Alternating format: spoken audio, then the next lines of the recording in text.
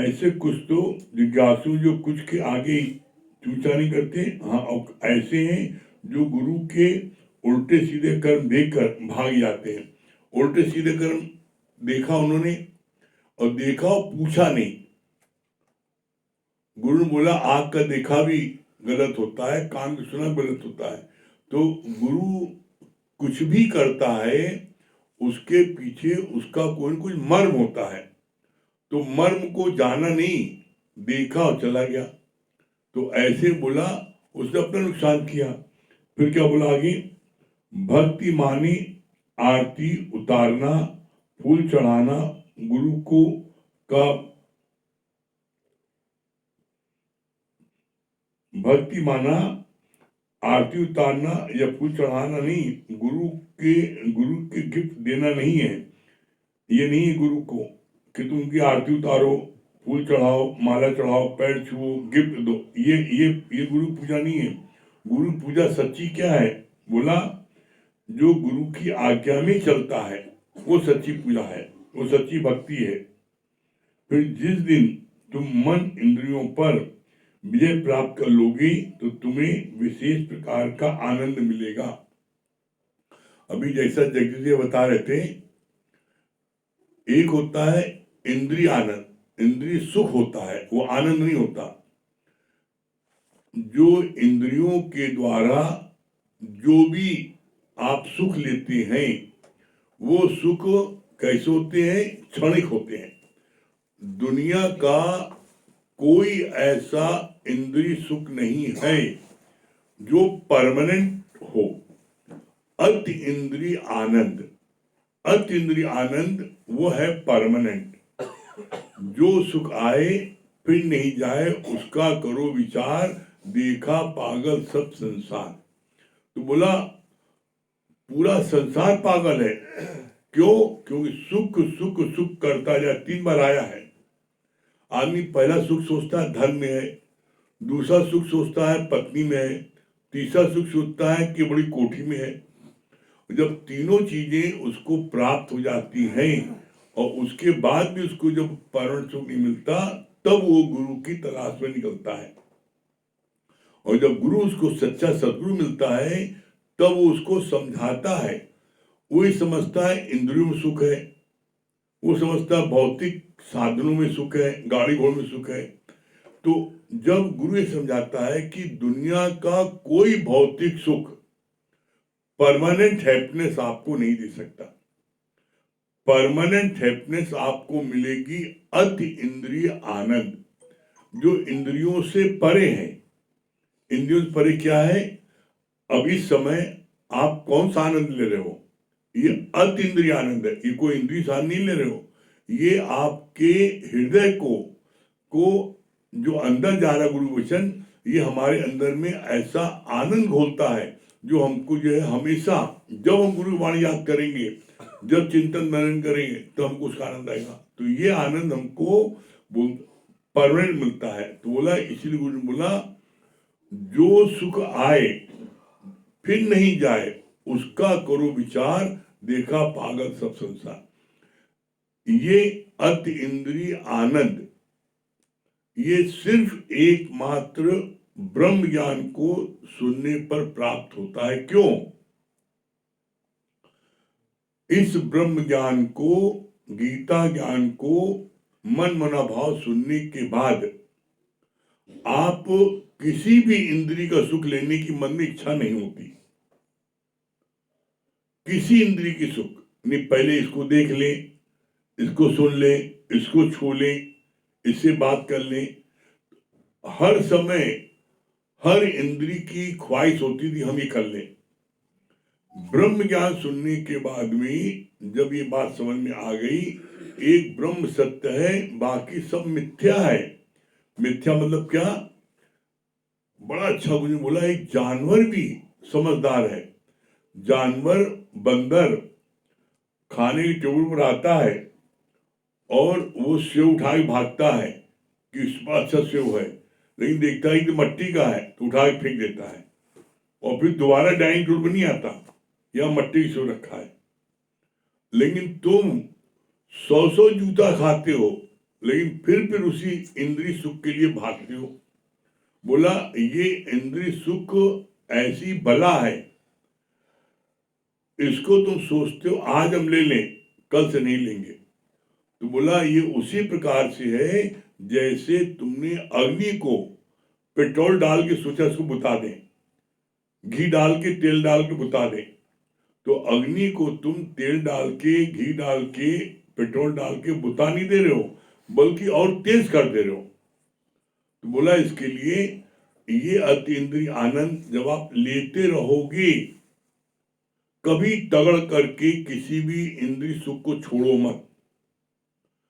बस आप ये अतीन्द्रिय आनंद, ये गीता ज्ञान आप रोज सुनते जाओ, बस कुछ मत करो। ये बात हम अपने जीवन के अनुभव से कह रहे हैं आपको, कुछ मत करो, सिर्फ ये ब्रह्म ज्ञान, गीता ज्ञान नित्य मनमना भाव के सुनते जाओ। एक दिन आप खुद देखोगे आपके अंदर से किसी इंद्रिय का सुख लेने की इच्छा नहीं होती। बस पी की पचर में या पी के प्रचार में पूरा दिन लग जाए, कहीं जाने मन नहीं करेगा। कितनी पार्टी हो, कितनी दावत हो, कितना कुछ हो, कहीं जाने मन नहीं करेगा। बस हमको गुरु दर्शन हो, हमको सत्संग मिले, गुरु वचन मिले, बस। तो बोला इसीलिए बोला गया है, ब्रह्म ज्ञानी ने क्यों बोला गया है, उनके लिए क्या बोला गया है? उनके लिए बोला गया है वो निरंतर अपनी आत्मा में रहते हैं। क्यों रहते हैं? क्यों? क्योंकि उनके अंदर में ये पक्का हो गया है एक ब्रह्म सत्य है और जगत मिथ्या है। उनको ही पक्का है, पता है दुनिया के जितने शास्त्र हैं, दुनिया में जितने शास्त्र पूरे ब्रह्मांड में, वो किसी न किसी व्यक्ति ने, किसी न किसी जो है पंडित ने, किसी न किसी विद्वान ने उसको लिखा है। लेकिन गीता ज्ञान एकमात्र ऐसा है जो स्वयं भगवान के मुख से गीता का प्रवचन निकला है। ये गीता का प्रवचन स्वयं भगवान कृष्ण ने अपने मुख से बोला है। तो दुनिया में कोई शास्त्र ऐसा नहीं जो कि भगवान के मुख से बोला गया हो, एक सिर्फ गीता को छोड़ करके। इसीलिए कहा जाता है गीता सर्वशास्त्रमयी गीता। इसीलिए कहा जाता है कि सिर्फ आप ये ब्रह्म ज्ञान सुन लो, तो इसके लिए क्या बोलते हैं, और ज्ञान सब ज्ञानड़ी, ब्रह्म ज्ञान के ज्ञान जैसे गोला तोप का साफ करे मैदान। आप जितने भी शास्त्र हैं कैसे बोला है, जैसे कंचा किसी को खींच के मार दो तो उसको कहीं थोड़ा सा फूल जाएगा, छिल जाएगा, बस। लेकिन आप तोप का गोला फेंक दो, पूरा शहर साफ हो जाएगा। तो ब्रह्म ज्ञान वो है, वो गीता ज्ञान वो हम सबको प्राप्त हो रहा है गुरु मुख से। ये गीता गुरु जी के मुख से 2 बार हमने सुनी, और इस बात को अपने जीवन के अनुभव से कह रहे हैं आपको। आप गीता का एक पन्ना 100 बार पढ़ो, 100 बार पढ़ के देख लेना आप। जब आप 100वीं बार पढ़ोगे, उसमें उस एक पन्ने में भी आपको कोई न कोई नई बात फिर से लगेगी। ये बात 99 बार पढ़ी थी, ये कहाँ छुपी थी। गीता को जितनी बार पढ़ोगे उतनी बार आपको नया नया अर्थ निकलेगा। जितनी बार आप इसका अध्ययन करोगे उतनी बार आपको नया नया अनुभव होगा। जैसे गुरु जी ने बोला नहीं, इसके लिए जब अर्जुन ने मना किया कि मैं युद्ध नहीं करूंगा, भीख मांग के गुजारा बसर कर सकता हूं, लेकिन अपने ही गुरुजन को, अपने पितामह को मार करके खून के सने हाथों से मैं राज्य नहीं करूंगा, मैं भीख मांग करके गुजारा बसर कर लूंगा और मैं इनको नहीं मारूंगा। ये बोला, और बोला मेरे पैर कांप रहे, मेरे हाथ कांप रहे हैं, मेरी आंख फड़क रही है, और ऐसा कर कर बैठ गया, नहीं करेंगे। भगवान ने देखा इसको बीमारी पैदा हुई मुंह की, तो उसका मुंह दूर किया। और जब दूसरी बार हमने गीता सुनी, तब गुरु जी ने इसके लिए दूसरी बात बोला जब सेना आमने सामने आ गई और जब अर्जुन ने उसमें भगवान ने क्या बोला, अब डायलॉग दूसरा बोल रहा है। जब देखा सामने सेना है विरोधी की और उसमें हमसे बड़े बड़े पहलवान हैं, देखा उसने मैं कर्ण को नहीं जीत सकता, मैं भीष्म पितामह को नहीं जीत सकता, मैं द्रोणाचार्य को नहीं जीत सकता, ऐसे हैं। तब भगवान ने क्या बोल रहा है, युद्ध करने से क्या फायदा, पता नहीं वो हमको मारे या हम उन्हें मारे। अब इस पर आ गया, पता नहीं वो हमको मारे या हम उनको मारे। पहले क्या बोला कि मैं इनको मार करके खून के सने हाथों से मैं राज नहीं करूंगा, मैं भीख मांग के गुजारा बसर करूंगा। अब दूसरी बार जब सेना देखा और अपने से तगड़े लोगों को देखा, ये भीष्म पितामह को नहीं हरा सकता, द्रोणाचार्य को नहीं हरा सकता, कर्ण को नहीं हरा सकता, इनसे ज्यादा बलिष्ठ है वो। तब अर्जुन के मन में भय उत्पन्न हुआ। पहले मोह उत्पन्न हुआ, बाद में भय उत्पन्न हुआ। और जब भय उत्पन्न हुआ तो ये बोला कि पता नहीं वो हमको मारे या मैं उनको मारूं, इससे चाहिए युद्ध न करा जाए। तब भगवान ने कहा तुम युद्ध कर नहीं रहे हो, तुम्हारे ऊपर युद्ध थोपा गया है और इस समय धर्म युद्ध है। और अगर इस समय तुम युद्ध नहीं करोगे तो वीर पुरुषों के लिए जब कोई उनका अपमान करता है, उनकी बुराई करता है, बेइज्जती करता है, तो मर जाने से अच्छा है वो। तुम्हारे पर भी युद्ध थोपा गया है, अभी धर्म युद्ध है और तुम उसको नहीं करोगे तो क्या होगा, तुम्हारे ही प्रशंसक जब ये बोलेंगे अर्जुन डरपोक था, अर्जुन भगोड़ा था, युद्ध भूमि से भाग गया था, अर्जुन नपुंसक था, कहा जब इन शब्दों का इस्तेमाल करेंगे तो तेरा क्षत्रिय खून खौलेगा और तू युद्ध करने के लिए दौड़ेगा, तो उसमें तेरा अहंकार युद्ध करेगा, उस समय फिर तुम्हारा धर्म युद्ध नहीं होगा। जब भगवान ने उसको समझाया बहुत और फिर यहां तक कह दिया कि तुम समझते हो तुम इनको मारोगे, इन सबको मैंने पहले ही मार दिया, सब मरे पड़े हैं, तुमको तो निमित्त साधन बनाया जा रहा है, तुम्हारा नाम होगा, ये सब मरे, तुम मारो या ना मारो, ये सब मरे अभी। तो ऐसे में जब भगवान कृष्ण ने अपना युद्ध के पहले अर्जुन को फिर शंका हुई कि आप अपना बृहद रूप दिखाइए, जब भगवान ने कहा तुम इस चम की दृष्टि से नहीं देख सकते, भगवान ने अपनी दिव्य दृष्टि दी और जब उसने भगवान का बृहद रूप देखा कि अरे कैसे एक तरफ तो सारे लोगों के मुख में जा रहे हैं, बड़ी तेजी से मौत के उसमें जा रहे हैं, और एक तरफ से लोगों के निकल रहे हैं। ये सृष्टि की रचना है, जैसे साइकिल की चेन चलती है वैसे एक तरफ से लोग मरते जा रहे हैं, एक तरफ लोग पैदा होते जा रहे हैं, सब भगवान के मुख से। जब उसने भगवान का बृहद रूप देखा है तो डरा है, कहा भगवान आप अपने मोहिनी रूप पे आ जाओ, मुझको जो है मैं इस रूप को नहीं देख पा रहा हूं।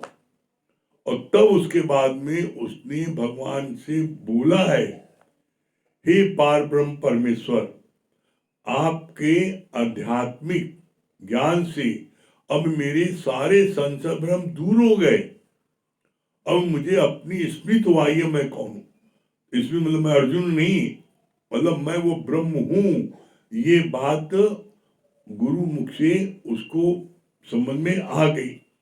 तो यहाँ पर सिर्फ इतना कहना चाहते हैं कि जो भी व्यक्ति मन मना भाव करके इस ब्रह्म ज्ञान को सुनेगा, निश्चित वो जो है भाव से पार होगा और निश्चित उसको मुक्ति मिलेगी और उसको आनंद की प्राप्त होगी।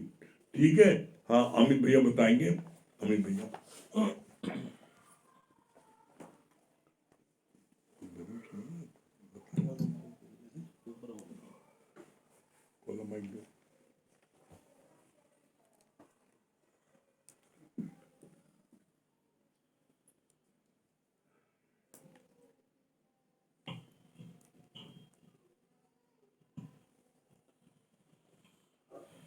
सभी को हरिओम।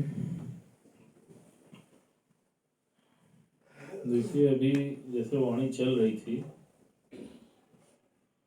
तो ये भाव मन में आ रहा था कि जैसे बोला कि सर्वशास्त्र में गीता के बारे में बताया जा रहा है कि भगवान ने गीता जो है वो स्वयं अपने मुख से बोली है, तो उससे पवित्र ग्रंथ तो इस धरती पर हो ही नहीं सकता।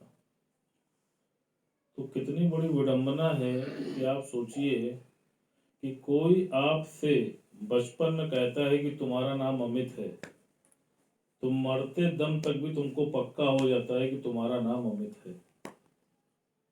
कोई तुमसे कहता है कि बहुत स्मार्ट लग रहे हो, तो आपको महसूस हो जाता है कि हाँ यार हम बहुत स्मार्ट लग रहे हैं। जो व्यक्ति जो कुछ भी कहता है, कोई तुमको अपशब्द भी कहता है, तो उसको भी तुम सत्य मान बैठते हो और उससे लड़ बैठते हो। लेकिन इससे बड़ी क्या विडंबना हो सकती है कि भगवान कृष्ण ने गीता में स्वयं अपने मुख से खुद को प्राप्त करने की विधि तक बताई है, लेकिन उस पर हम फेल नहीं कर पाते। भगवान ने क्या बोला है कि हे अर्जुन, मेरे इस कार्य को जो मेरे प्यारों में बांटता है वो मुझे अतिशय प्रिय है। फिर बोला, कहा उससे अधिक प्रिय ना कोई हुआ है और ना कोई होगा। और फिर नहीं माने भगवान, फिर उन्होंने बोला, कहा उसके योग क्षेम का भार मैं स्वयं उठाता हूं। अब आप सोचो कि परमात्मा अपने मुख से तुमको बोल रहा है, तुमको विश्वास दिला रहा है, उसके बाद भी तुम विश्वास नहीं कर पा रहे हो। तो अब इससे बड़ी विडंबना तो धरती पे क्या हो सकती है, बता दो। कोई आपको जरा सा बोल देता है कि तुमने बेईमानी की, तो तुम उसको सच मान लेते हो, लड़ बैठते हो। और भगवान स्वयं तुमसे कह रहा है कि तुम मुझे इस विधि से प्राप्त कर सकते हो, लेकिन तुम उसकी बात को स्वीकार करने के लिए तैयार नहीं हो। जब तुम गुरु की शरण में आते हो, गुरु तुमको मार्ग दिखाता है, तो तुम क्या करते हो? तुम उस निष्काम कार्य की तरफ बढ़ते हो। लेकिन जब वहां पर प्रताड़ना झेलनी पड़ती है, कहीं पर किसी का क्रोध फेस करना पड़ता है, तब अंदर से आवाज आती है कि हम नहीं कर सकते, हमारे बस के बाहर है। वहां पर हम टूटने लगते हैं। तो भगवान ने कहा कि अपने अंदर झांक के देख लो कि जो कुछ भी तुमको आज तक जीवन में प्राप्त हुआ है, तो क्या बिना पुरुषार्थ के प्राप्त हो गया है क्या? कुछ भी तुमने प्राप्त किया, एक डिग्री भी प्राप्त करते हो ग्रेजुएशन की, तो उसके लिए भी 16 साल पुरुषार्थ करते हो, रात दिन पढ़ाई करते हो, परीक्षा देते हो, कितनी बार फेल भी होते हो, और तब जाकर के एक डिग्री प्राप्त कर पाते हो। तो तुम पुरुषार्थ करने से क्यों पीछे भागते हो? क्यों? क्योंकि तुम्हारे मन में कहीं ना कहीं तो ये निगेटिव अप्रोच आती है ना कि यार हम नहीं कर सकते। और यही अप्रोच तुमको परमात्मा से दूर ले जाती है। जैसे वो दो चूहों की बात चलती है ना, कि एक बार दो चूहे आपस में खेल रहे थे, और खेलते खेलते वो दोनों चूहे एक दही की हंडिया में जा गिरे। तो जिस दही की हंडिया में गिर गए, तो दही क्या होता है? दही जो जमा हुआ होता है वो टाइट होता है। तो उसमें एक चूहा जो था वो निगेटिव विचारधारा का था, वो भयभीत हो गया। जब वो उसमें गिरा हंडिया में, तो क्या हुआ? वो धीरे धीरे नीचे धंसने लगा, और उसने किसी प्रकार का कोई भी पुरुषार्थ उससे बचने के लिए नहीं किया, और उसने सोचा अब तो मैं गया। अंत क्या हुआ? वो सचमुच मारा गया। दूसरा चूहा भी गिरा, लेकिन वो बुद्धिमान था, उसके मन में भाव था कि नहीं, कोई बात नहीं, अब करें तो क्या करें। तो उसको कुछ नहीं समझ में आया, तो उसने क्या किया? वो जोर जोर से उस हंडिया के अंदर दौड़ लगाने लगा। तो जब वो दौड़ने लगा उस हंडिया के अंदर, तो क्या हुआ? जो दही टाइट था वो ढीला हो गया, और ढीला होने के कारण वो चूहा नीचे से ऊपर आ गया और कूद के भाग गया। अब आप अपने अंदर झांक कर देख लो कि कौन से चूहे की स्थिति आपके मन की है। अगर आप भयभीत होते हो तो उस डरपोक चूहे की तरह हो, हंडिया में गिरोगे, मरना तय है और मुक्ति मिलनी नहीं। और दूसरा, उस होशियार चूहे की तरह कि कुछ भी हो जाए, my master is always right, मेरे गुरु ने कहा है तुम पुरुषार्थ करो, तुम अपना एफर्ट तो करो, बाकी प्रारब्ध है, तुम्हारा भाग्य है, बचना होगा बचोगे, नहीं बचना होगा नहीं बचोगे, लेकिन पुरुषार्थ तो करो। और आप देखिए कि जो कोई लोग भी, हमने बहुतों की जीवनी को पढ़ा, जो लोग भी आज सफलता की ऊंचाइयों पे पहुंचे हैं, उन्होंने जीवन में बहुत बार असफलता को चखा है। कोई एक बार में सफल नहीं हुआ है। आप किसी एक के बारे में देख लीजिए जाके, जब वो 500 बार असफल हुए हैं, तब जाके 501वीं बार सफल हुए। तो ये तो दुनियावी बात है, माया प्राप्त करने की बात है, प्रॉपर्टी प्राप्त करने की बात है, लड़की प्राप्त करने की बात है। लेकिन यहां आपको परमात्मा को प्राप्त करना है, और आप अगर उसके लिए एफर्ट नहीं करते हो, तो फिर उसमें भगवान क्या करेगा और गुरु क्या करेगा? आपको कोई मार्ग दिखा सकता है ना, लेकिन मार्ग पर दौड़ना तो स्वयं पड़ेगा, पुरुषार्थ तो स्वयं करना पड़ेगा ना। लेकिन हम पुरुषार्थ ही ना करें और ज्ञान को उल्टा लगा के बैठ जाएं कि मेरे भाग्य में होगा तो भगवान मिल जाएगा। दूसरा उल्टा ज्ञान क्या है कि सब में भगवान है। तो ये तो आप किसी दूसरे को धोखा थोड़ी नहीं दे रहे हो, तो आप स्वयं को धोखा दे रहे हो। और फिर क्या होता है, जब असफलता हाथ लगती है तो हम क्या होता है, हम फिर दोष जो है दूसरों को देते हैं। आप कभी भी देखिए, किसी के ऊपर भी आप अधिकार रख के बैठिए, देखिए धिक्कार मिलता है कि नहीं मिलता है। कल ये बात मन में आ रही थी कि देखो, अधिकार जो है वो बाहर से रखते हो, और धिक्कार कहां से मिलता है? धिक्कार अंदर से मिलता है। और शांति तुम अंदर से चाहते हो, और ढूंढते कहां हो? ढूंढते बाहर हो। इसीलिए भगवान ने कहा कि यहां आने के पहले सब उल्टी खोपड़ी थे, गुरु ने खोपड़ी सीधी कर दी। जिसको ढूंढना है अंदर, उसको ढूंढ रहे हो बाहर, और जिसको ढूंढना है बाहर, उसको ढूंढ रहे हो अंदर। अंदर से अपना अधिकार क्षेत्र जाने रहो कि मैं पति हूं, मुझे पुरुषार्थ करना है परिवार को चलाने के लिए। लेकिन अगर तुम वहां पर अधिकार जमाओगे, तो अधिकार का क्या परिणाम है? धिक्कार। फिर धिक्कार फेस करोगे। और शांति तुम बाहर ढूंढ रहे हो। भगवान ने क्या बोला? शांति तुम्हारे अंदर है, और वो शांति तभी तुम्हें प्राप्त होगी जब, जैसे कल बोला, कहा शांति चाहिए तो शांत रहो।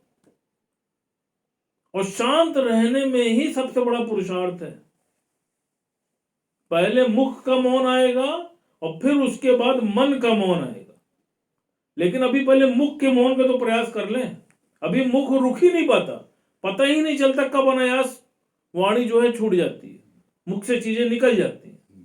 तो वही भगवान ने बोला, कहा देखो, कोई भूल हो भी जाती है अगर, तो उसके लिए विचलित मत हो, कोई बात नहीं, फिर प्रयास करो अगेन एंड अगेन। और फिर वही वाली बात चलती है कि करत करत अभ्यास के जड़मत हो सुजान। जो जितना प्रयास कर रहा है, जितना पुरुषार्थ कर रहा है, कोई बात नहीं। मन आपको बार बार डराएगा और बार बार गिराएगा, लेकिन आप सोचो कोई बात नहीं, मैं 3 सीढ़ी चढ़ चुका हूं, अब मैं ऊपर ही चढ़ूंगा, मैं नीचे नहीं जाऊंगा। जब आप ऐसा सोच रखोगे, ऐसी पॉजिटिव एनर्जी रखोगे और ऐसा संकल्प लोगे, तो आप देखना कि ऊपर चढ़ने में आपको कोई भी तकलीफ महसूस नहीं होगी। बाकी अब समय हो गया है। हरिओम।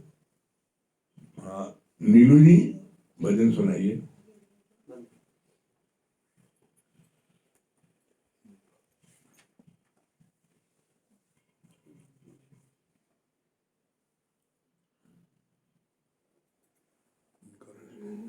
सभी प्रेमियों को हरि ओम, राम राम। गुरु गुरुदेवो महेश्वरा, गुरु साक्षात् परब्रह्म, तस्मै श्री गुरुदेव नमः। जाते हमारी आत्मा परमेश्वर परिवार है, जाते हमारी आत्मा परमेश्वर परिवार है। बेगमपुर के रहने वाले करते हम सब प्यार है, जाते हमारी आत्मा परमेश्वर परिवार है। बेगमपुर के रहने वाले करते हम सब प्यार है, जाते हमारी आत्मा।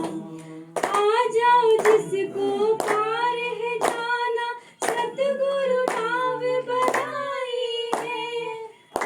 द्वादश को पार है जाना, सतगुरु भाव बनाई है। इस नैया में बैठ के सबने प्रेम की धुनी लगाई है। इस नैया में बैठ के सबने प्रेम की धुनी लगाई है। राग देश को दूर हटाओ कहते बारंबार है। राग देश को दूर हटाओ कहते बारंबार है। बेगमपुर के रहने वाले करते हम सब प्यार है। गाते हमारी आत्मा परमेश्वर परिवार है। बेगमपुर के रहने वाले करते हम सब प्यार है। हम सब का है एक ही नारा, सतगुरु मेरा अवतार है। हम सब का है एक ही नारा, सतगुरु मेरा अवतार है। करने आया भव सागर से हम सबको वो पार है। करने आया भव सागर से हम सबको वो पार है। सतगुरु नाम जहाज है, चढ़े सो तेरे पार है। सतगुरु नाम जहाज है, चढ़े सो तेरे पार है। बेगमपुर के रहने वाले करते हम सब प्यार है।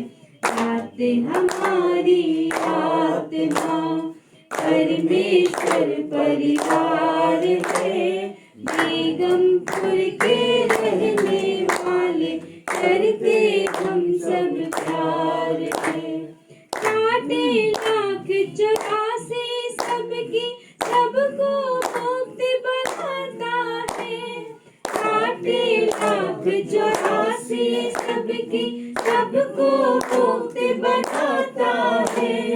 ज्ञान का दान दे करके सबके अंदर ज्योत जगाता है। ज्ञान का दान दे कर सबके अंदर ज्योत जगाता है।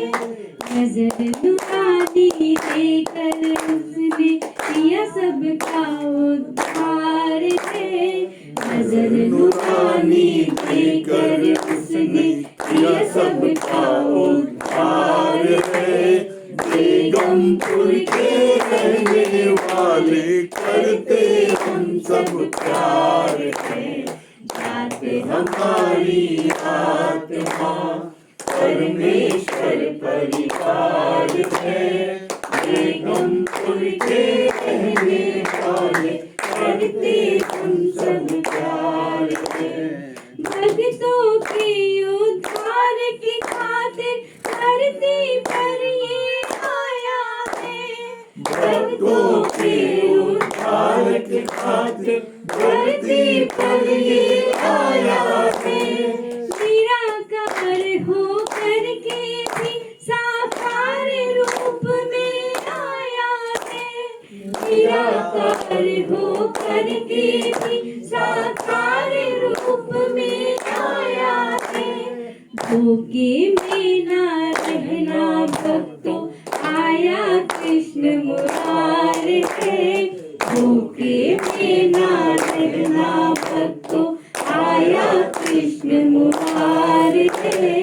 बेगमपुर के रहने वाले करते हम सब प्यार है।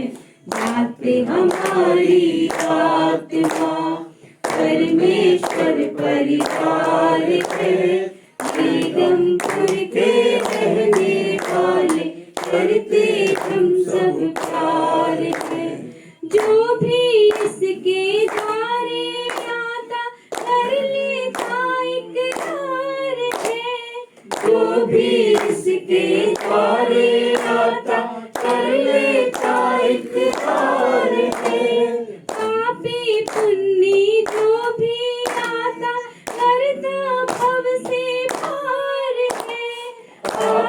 पुण्य जो भी आता करता भव से पार है। देख के अपना आप फिर वो हो जाता दिलदार है। देख के अपना आप फिर वो हो जाता दिलदार है।